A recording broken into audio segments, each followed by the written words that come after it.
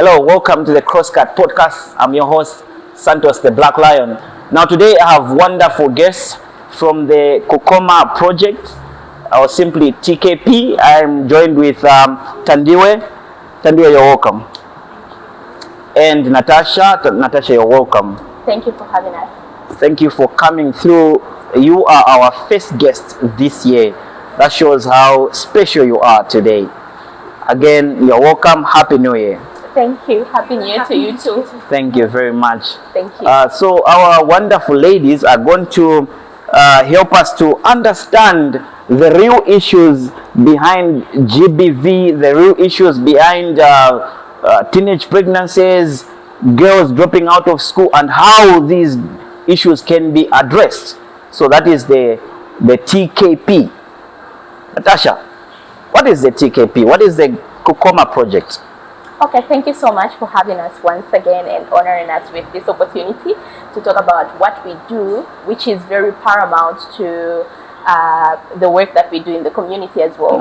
So the TKP, which is the Kukoma project, is simply a non-profit organization that houses, that shelters girls who have been subjected to sexual abuse and fell pregnant as a result. So we shelter them for a period of 2 years. And in these 2 years, we equip them with leadership skills, entrepreneur skills. Those that qualify to go back to school still get an opportunity to go back to school. So basically, the TKP house is a safe house where we house girls who've been subjected to sexual trauma. And then we try to foster an environment where they can grow, realign their future, where they can get the healing that they deserve, and also just reinstore hope in the young ones who've been subjected to unfortunate circumstances caused by sexual abuse. Okay, that's a good one. Okay, so the TKP, is it open to the general public, or there's just a few, there's where you get these girls from? How is it? How do you get your girls? So the TKP house, in as much as it could be open to the public, because we do not segregate, right? But then we've got a specific criteria. We have a criteria that we work with. So in order for us to have the girl under our care, the adolescent girl who's been subjected to sexual abuse under our care, they need to be of a specific age. So mostly we look at the ages of 10 and 15 because the program runs for 2 years. So we want, maybe by the time they are leaving, if they are 15, by the time they are leaving, they are almost an adult. Okay, why don't you go up to 18? Okay, so mostly you find that when it comes to set up like our organization, it's easier to manage children when they are younger. So if somebody comes in when they are 18, by the time they are going to be leaving, they would already be approaching their 20s. You understand? So it's very hard to realign someone when they're already conformed with their own way of doing things. They feel like they're an adult and they can't take instructions, because every institution, every house, every household, every institution has got its own rules. So that's like every other household, every other institution, every other organization. Even us as a TKP household, we've got our own rules that we conform to. We've got our own culture. So when we are specific with the age, because also the younger ones are more vulnerable. They are defenseless. They can't speak for themselves. That's true. So the older ones also, they still get the help, but just not within the premises of our organization. We still refer them to other organizations and resources where they can get the help that they need. Okay, so there are other organizations that will focus on much older girls as compared to the 15 and below. So that's when you have such a case, you transfer them to such kind of organizations. Would you like to say something? Yes, we do. Mostly we are working with the YWCA. Okay. We have the YWCA. We have. So the thing is this: we don't go into the community and get the girls from their households. So these cases are reported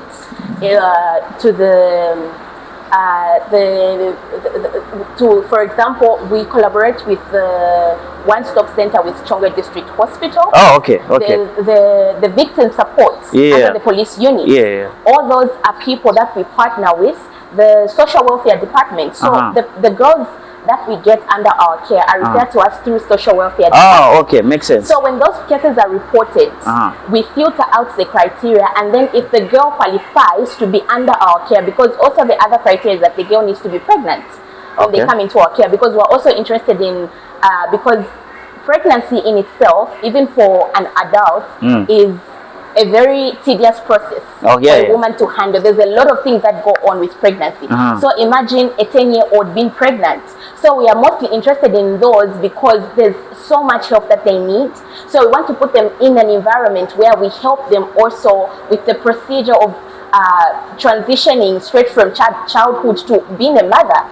So they never really get that time to process, become an adolescent, and eventually grow into an adult. It's straight from being a child, and the next day you are a mother. So we are interested in those that are pregnant because we want to help them with that burden or that comes with. So if I quote you very well, you say the girl has to qualify. Yes. What are some of the qualifications? As my colleague said, the qualification. So the girl child has to be 10 to 15 years. Yeah. And we have to make sure that the child is pregnant because we don't take in girls that are not pregnant. Yes. And the most important thing that we have to make sure if the community they are coming from, is it safe? Safe from what? Safe from child abuse. Yes. Like, is it safe for them to like stay there? Oh, okay. Yes. Okay, makes sense. Yeah. Oh, okay. So for us to like get them, so that's the main thing that they must be pregnant. Yes, they must be pregnant. So in a situation where this girl lives with the father, and the father has been defiling the girl, the case has been reported to police, you can't take such a girl? We can. Okay. We can. Oh, okay. Because what are the chances that the father, if we don't take the child, what are the chances that the father is not going to abuse her again? Oh, okay. Because he's already the perpetrator. Okay. All right. Okay, so you work with, your team works with the local leadership in the community to make sure that such kind of cases are reduced. And you also, I read somewhere where it says you teach the community to be vigilant, to be on the lookout for these things. How do you go about these issues? So mainly we do go out for outreaches. So basically those same outreaches, that's when we mobilize with the community. We work with clinics. So there's some clinics to help us mobilize the community. That's when now we as the group as TKB, we come in and just educate the community about what child abuse is, what GBV is, so that the community also should learn and understand. We also talk about the physical, emotional abuse, even sexual abuse. Okay. Yes. So Natasha, do you have is there any catchment area of your concern as TKP, or it's countrywide? Okay, so thank you so much for that question. Sure. So before I talk about our catchment area of interest, I would like to just top up on what my colleague had already alluded. Yeah. How we go about being part of the movement, fighting against GBV and consolidating child protection services in our country and in our communities. So how we go about this is we've got people that we partner with. Okay. So the community is key. Yes. Whatever it is that we need to do, we can't do it minus the community. The community are the people that are directly affected by these problems, such as GBV, issues to do with defilement, early pregnancies, early child marriage. So we directly work with potential stakeholders in the community. Okay. Right? So people like the chiefs in our communities, because mostly our area of interest is Chongwe. Because our organization right now, we only have a safe house that is placed in Chongwe. So we thought if we are housed in Chongwe, why not start from where we are? So the safe house is in Chongwe? It's in Chongwe. How come we don't know about it? It's in the house. That's why we're here, so that people can know about it. Okay, so it's hidden from the... We are not supposed to know where it is. Because of the type of work that we do and how how sensitive it is, we are a little bit skeptical about just putting it out to the public, like here is where we're stationed. Okay, that's why it's called a safe house. That's why it's a safe house, because it's supposed to protect the girls from any harm that is coming from the outside, right? So we are situated in Chongwe, and we want our people to know that we're here for them, and we're right in the hearts of Chongwe. So for now, of course, we want to expand, but the statistics are showing that in the remote areas, because of also the cultural aspect that surrounds child abuse, right? Because sometimes people, you could be having a terminal illness. You go and seek guidance from a traditional healer. They'll tell you, sleep with your child so that you can get the healing that you want. Those things are common. So there's a lot of cultural aspects that affect these things. So we want to start with the remote areas of Chongwe, because there's a lot of abuse that is happening there. And our organization is situated right here in Chongwe. So we thought we start from our own community, then we spread outwards to other areas also, and just see how best we can help other girls who are also affected by the same areas, by the same factors. So how we go about it, we've got partners, significant partners. We work with clinics, like she mentioned. We work with schools, right? Because abuse mostly happens in these spaces that are supposed to be offering protection to our children, but this is where potential perpetrators are. So you find that children are abused by their teachers. It could be pastors. So moving forward, we also want to engage religious leaders. We want to go into churches, because a Sunday school teacher could be abusing a child and you don't know. That's true. So we try by all means to engage with the community, do mobilization, do community engagement, and just bring awareness to people of what abuse looks like. Our main interest is child abuse, but we also focus on GBV as well, because the girl child is not the only one affected. If I am a mother of a child who's going through abuse, if I'm also being violated by my husband, I will not pay attention to the child or even protect them in the way that I should be. Okay, so, speaking about GBV, GBV is, it also involves males. There are some males that are being, they're being violated. So how do you help them? How do you bring them on board? Okay, so like I was making the last point, right? We go into the community, and when we go into the community, we are teaching them about what abuse looks like. We're telling them the forms of GBV, how to identify. What does abuse look like, anyways? Let's get to it. So abuse in itself comes in different forms. Someone could be abused physically, they could be abused emotionally, they could be abused financially. This is one that a lot of people don't know. Okay, now I'm interested. You might find that you're abusing someone financially. Okay, let's start from there. Financial abuse. A good example that I could give of somebody going through financial abuse is somebody who's been hindered from participating in any activities that allows them to earn an income, or it could be their right to be entitled to that money, but they are not being given access to having that money. In this case, it could be a child. You are not taking your child to school, but you have the means to take them to school. You are not providing them with good health services. They are sick. You're not taking them to go and get the help that they need. You are not catering for them in any capacity that involves financing when you have the ability to do so. That is financial abuse to a child. But in an instant, for an adult, I could be married to somebody, and then my husband tells me they don't want me to work. They don't want me to open up a business. If I work, they are the ones who want to have primary access to my funds. That is financial abuse. So all of that falls under GBV. Yes, because GBV. So in a situation where your husband is working, very good job, he doesn't want you to go for work, but he gives you everything that he wants to give you. Everything you want, he provides. He gives you money. You're driving. I'm living a princess life. Princess life. How is that a problem? Okay, so that necessarily shouldn't have to be a problem. The problem may be if I want to work and he doesn't want me to work. And then you because at the end of the day, I've got the right to generate my own income. True. So if I'm passionate about something and I want to maybe thrive in a certain area of my career, maybe I want to start up my own business, and then he's stopping me for no apparent reason. That could be some sort of abuse, because I deserve to generate my own income. What if he lost his job? Oh yeah. What happens then? Yeah. I crumble and we crumble together. So if it is my desire that I want to generate a certain type of income in a certain way, yeah. I have the right to do so minus having hindrance from anybody. Okay. Right? So that is some sort of financial abuse. And a lot of people will be going through this and they don't even know.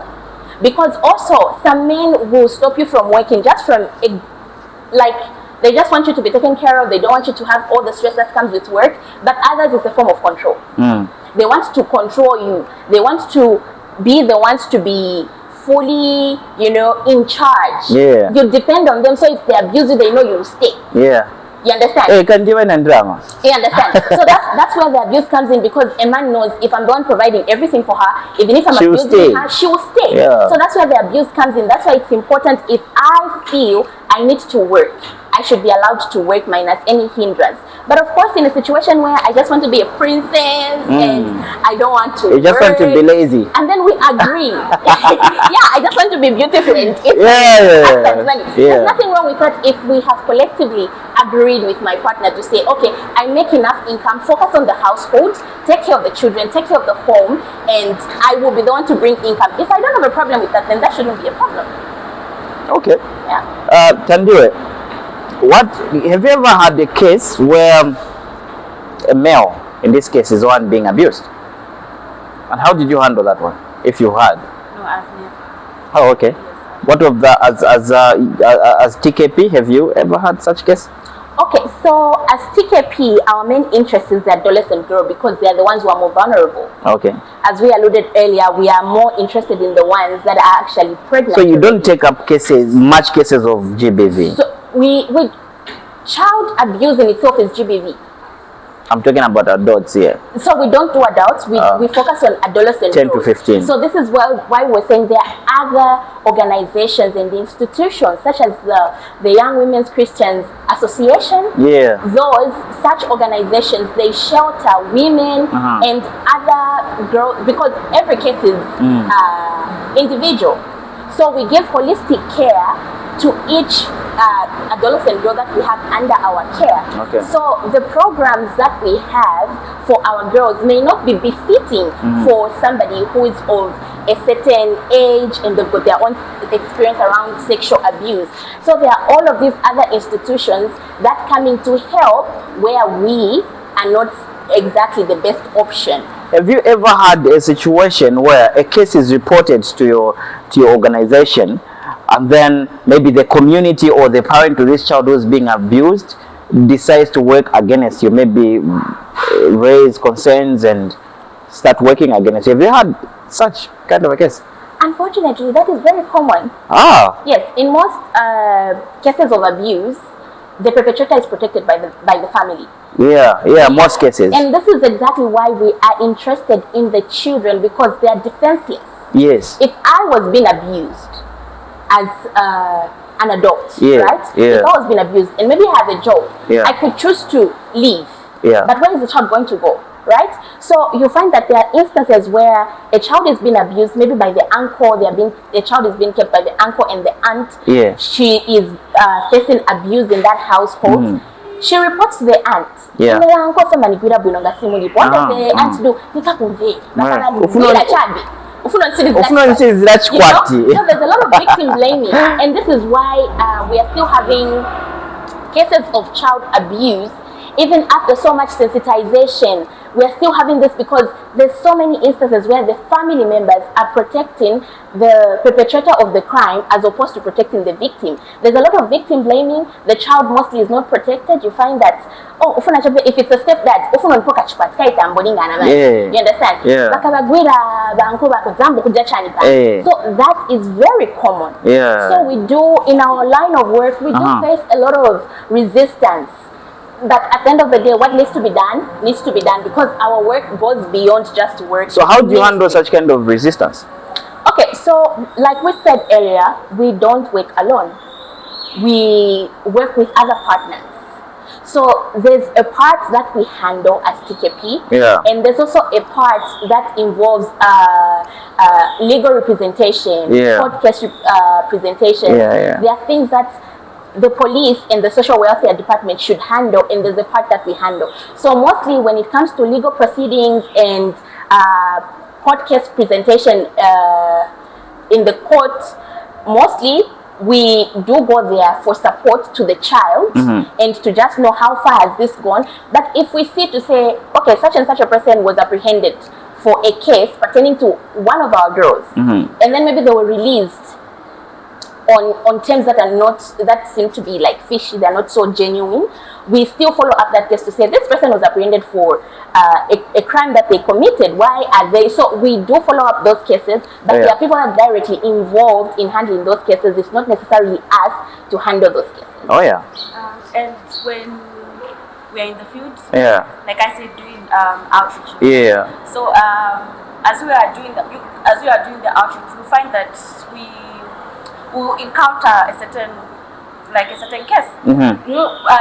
You find that you are busy educating the community about this, not knowing that there's someone who has a neighbor who does something like that. So immediately after, like, we're done with everything, you find they'll open up. They'll just open up. Neighbor like that. So we do go with the one-stop center here and the police, just in case we have struggles, like maybe it's actually happening, we have struggles. So what we do after that, after the outreach is done, we do up a follow-up, then we'll go that side. No. So yeah, that does. Is there a specific number of girls that your house can contain, or just? You want to answer that, or I should? Okay, so our house capacity is up to 8 girls. 8? Yes. So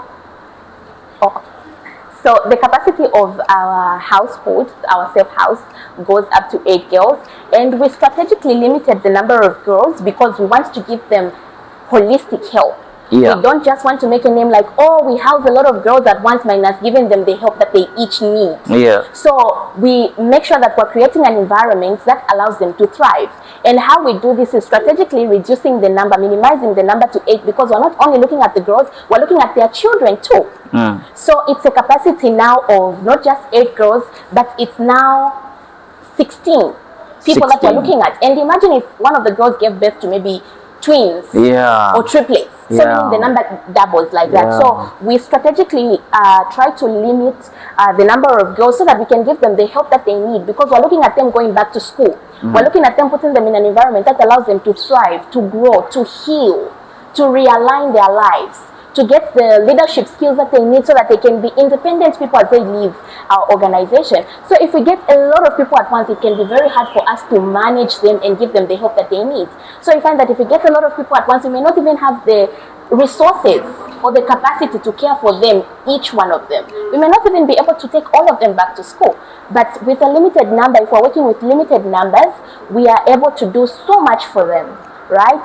But then moving forward, we look to opening more branches, not just here in Chongwe, but also in other places, strategic places as well. That sounds like a lot of work. 8 girls, that's a very big budget. Who funds you? So it's our organization is an independent organization, right? But then we've got partners, right? We've got partners, we've got the initial founders of the project who come on board to do with funding the organization. Who are those? Who are the initial funders? So I'm not in the best place to talk about the actual finances and who funds what. No, the founders, the initial founders. Oh, the founders. So the initial founders is, we have Amanda Switzer. Oh, okay, I've seen her on the video. So you can Google that up. If you just type founders of TKP, the names will be there. So we have Amanda Switzer, and we also have Elizabeth Nangwira, who's also the country director. She's the founder. So all of that is put into perspective, but I'm not necessarily the right person to talk about who funds the entire project. Right now, I'm not in the right position, I think. But then, so even when we come on the open like this to be like, oh, talk about what we do, some people do get interested and be like, oh, we want to donate clothes for the babies. Oh, we want to bring food to your organization. Oh, so we can donate things? You can, actually. If you are interested in the type of work that we do, you can get in touch with our administration, then you'll be guided on how it is done. So people do come to donate clothing, food, you know, all sorts of different things in their own capacity. So if you feel like, oh, you're doing great work and we would like to be a part of it, so for the next 1 year, I would like to be responsible for funding the, let's say, the medical bills for the girls that you're housing. That is very much welcome. Oh, okay. Yes. Okay, so defilement is one of the issues that you handle? Yes. So how recently we've had an increasing number of defilement cases. We've heard the father has defiled an 8-year-old, the uncle defiled a 2-year-old. How best are you working to reduce such kind of cases? It's a sad reality, honestly.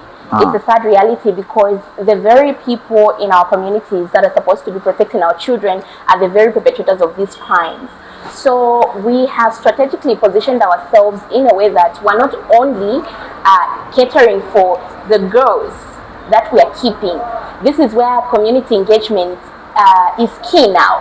So what we do, apart from just going for outreaches, sensitizing, bringing the men on board and all of that, we also strategically, at the end of every month, we have a community-based meeting with some of the parents or the guardians to the girls that we shelter to just educate them. If you see signs that present in this way, it could be an indication of abuse. Probe more about your child, so that even when we are having some of the girls at our organizations, the ones that have remained back in the communities, they are also like on the lookout to check if there are any signs of abuse.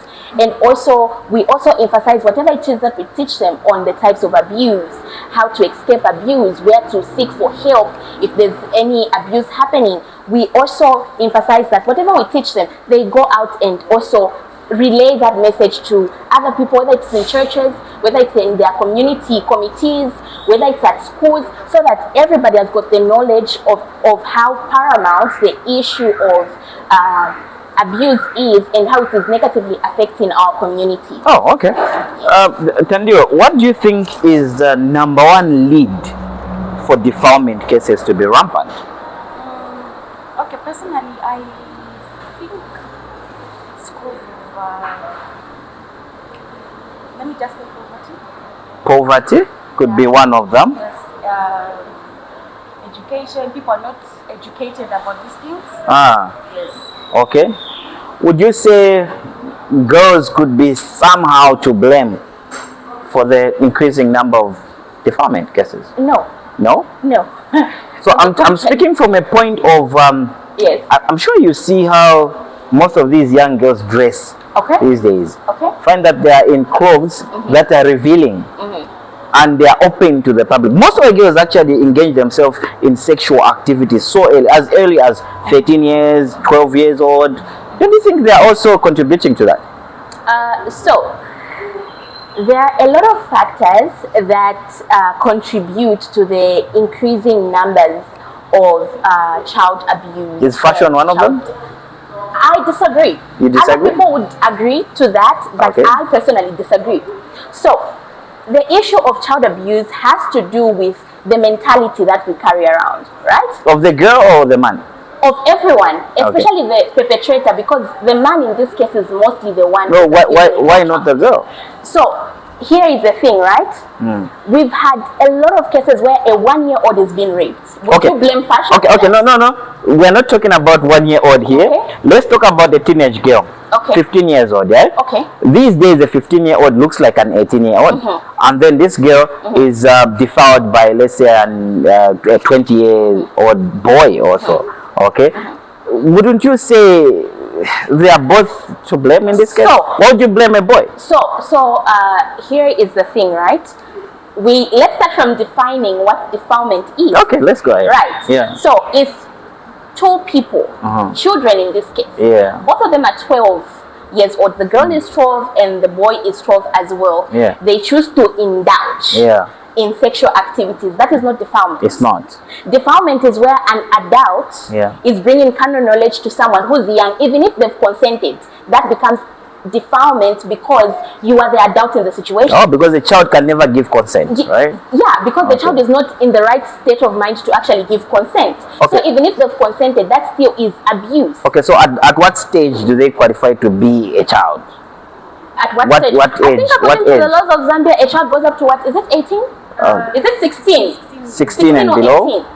Is it 15 and below or 16 and below? 16. So even a Anyone. 16-year-old can be a defilement case. Yes. 16. Even if they've consented and they've even told you, you are defiling that child because the child is not in the right state of mind to make an informed decision. Yeah. So going back to your question about fashion, I personally strongly disagree with that. Okay. And why do I disagree?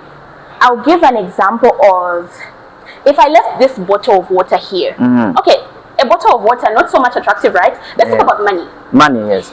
If I leave money here, I say, okay, I'm coming back, in the bathroom. And then you choose to get that money. It has nothing to do with me leaving the money. It has everything to do with you and the type of character that you have. Yeah. You lack integrity. That is why you are compelled to feel it's okay for you to get, because it's not yours. Yeah. Why are you touching it? Yeah. It's not yours, right? Yeah. So I'm not saying girls should be dressed inappropriately. That's not what I'm saying. But what I'm saying is, even if a girl is dressed inappropriately, it doesn't give you the right to feel like you're entitled to their body. Well, there are certain situations where a 16-year-old looks like you, Natasha, and here's a 20-year-old boy who proposes love to this girl, and the girl says, I'm actually 18. And then they indulge themselves in a sexual activity. Would you blame the man for that? In that case, I wouldn't blame the man, because that would have been solely on the grounds that these two people were actually in a consensual relationship. And also it was on the foundation that the girl lied about her age. So how do you handle that case? That kind of a case? For instance, you take it to court, how do you handle it? So it's still defilement. Yes, it's still defilement. Yeah. Practically speaking, it's still defilement. Yeah.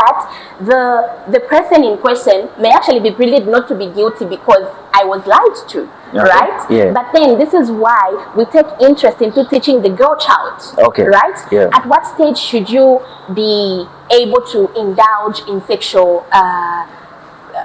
indulgence? Yes. In sexual activities. Yeah. You understand? So there's a lot at play that ultimately leads to rape, sexual abuse, and defilement. And social media is also a very important tool that is affecting all of these matters. Sure. You understand? Yeah. So our children are exposed to so many things that we as guardians, as parents in our household, we're not aware of.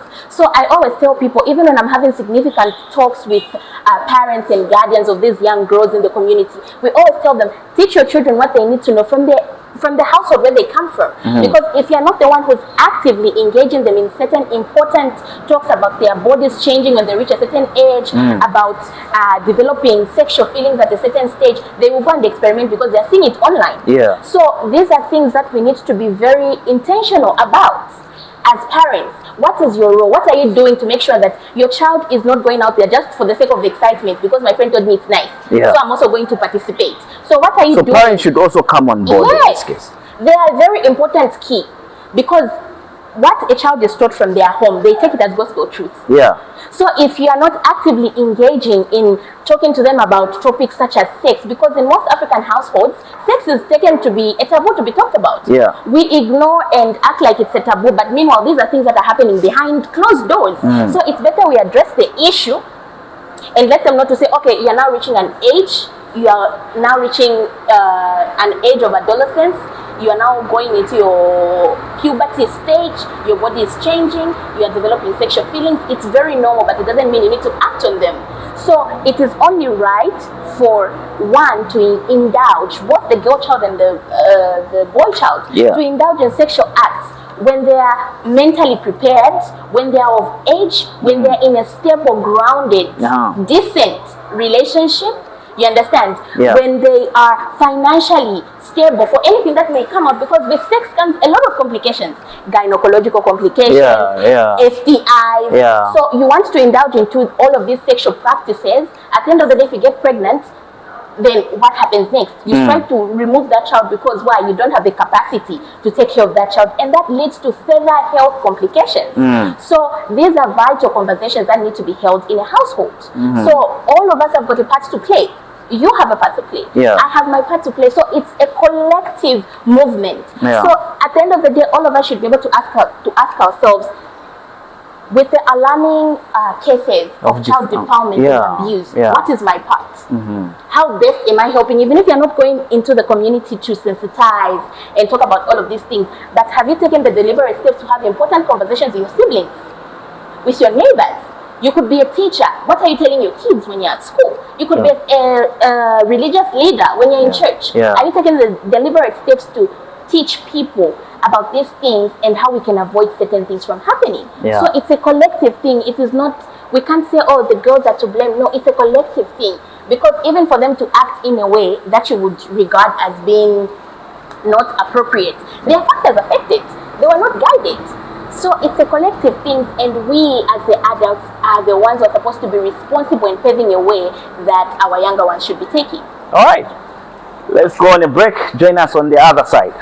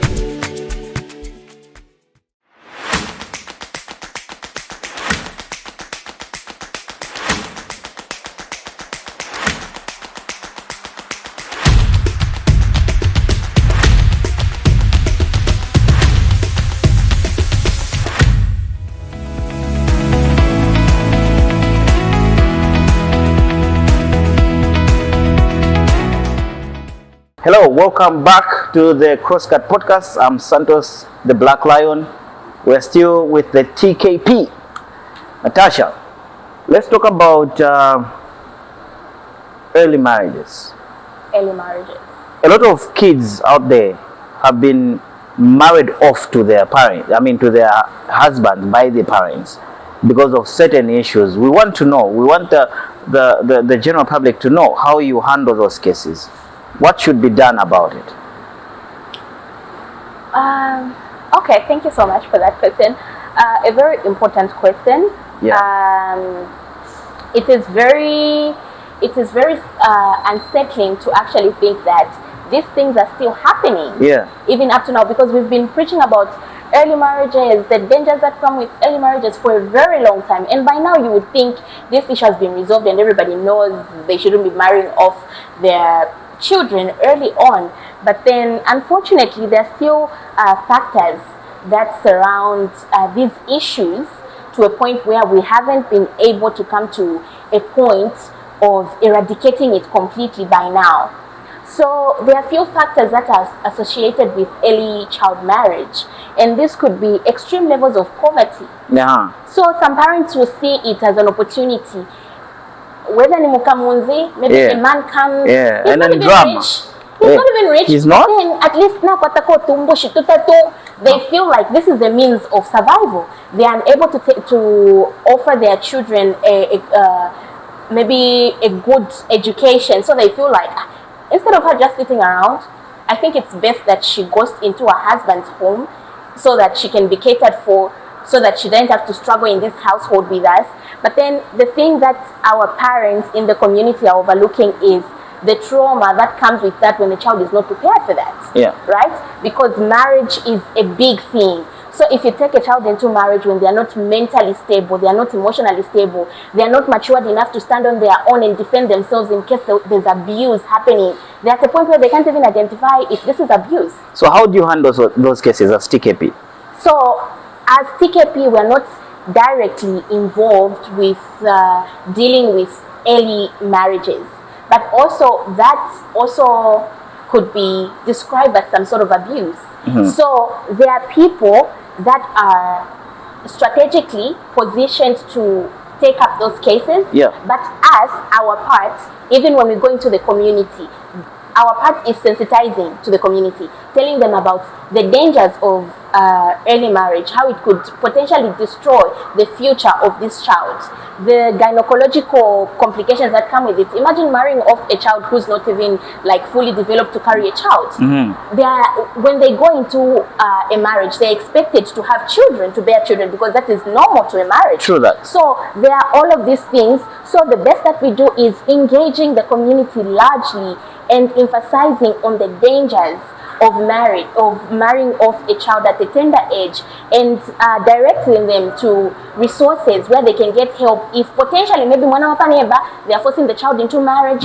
So the best that we can do as TKP as far as early child marriage is involved is bringing awareness to people of why it shouldn't be done, or how to identify it, or where to go and seek help in a case where a child is being forced into a marriage at an age that is not really appropriate for them to get married. But as TKP, we don't necessarily go into the community and grab the children from early child marriage, like, oh, come and stay with us at our organization, because we also have got strategic areas of focus that we want to do as an organization, and where we feel we want to help as far as child abuse is concerned.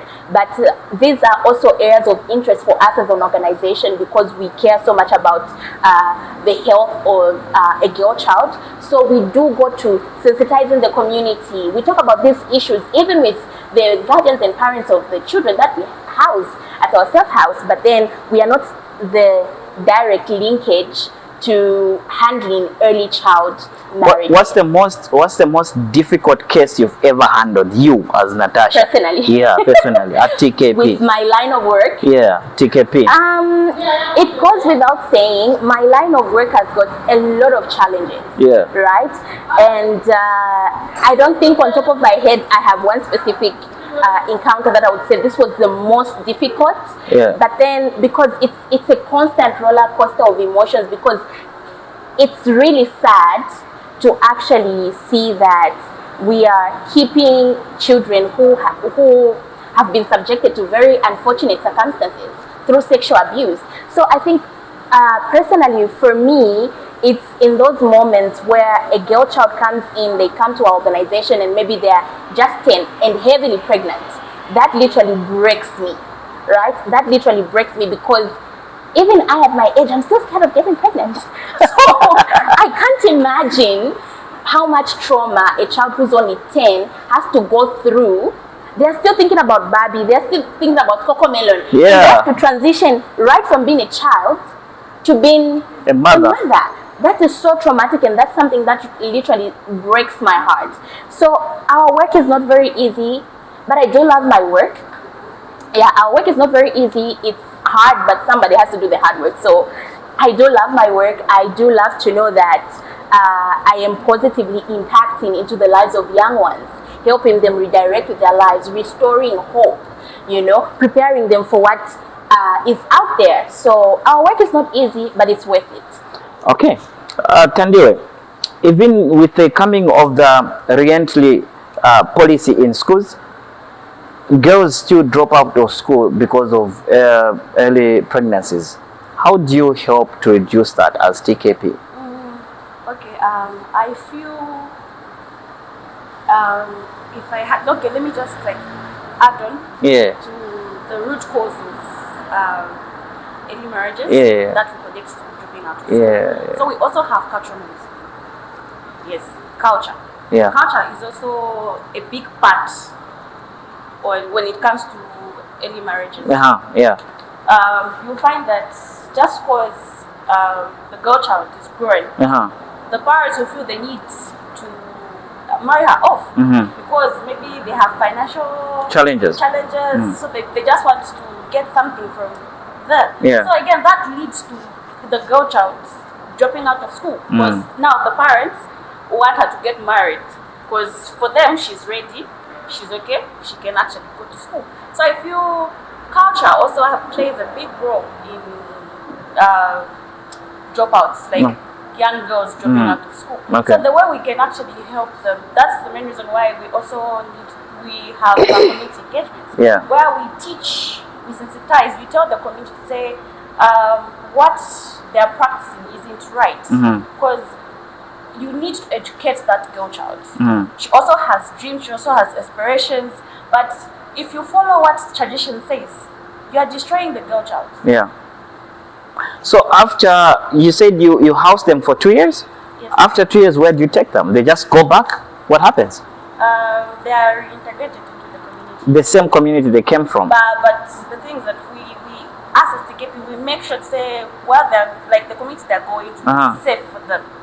Well, okay, by educating the community? No, by educating the community. Even the parents, no wonder we have those parent meetings every I think the last Friday of the month. Yes, every other month. Yes.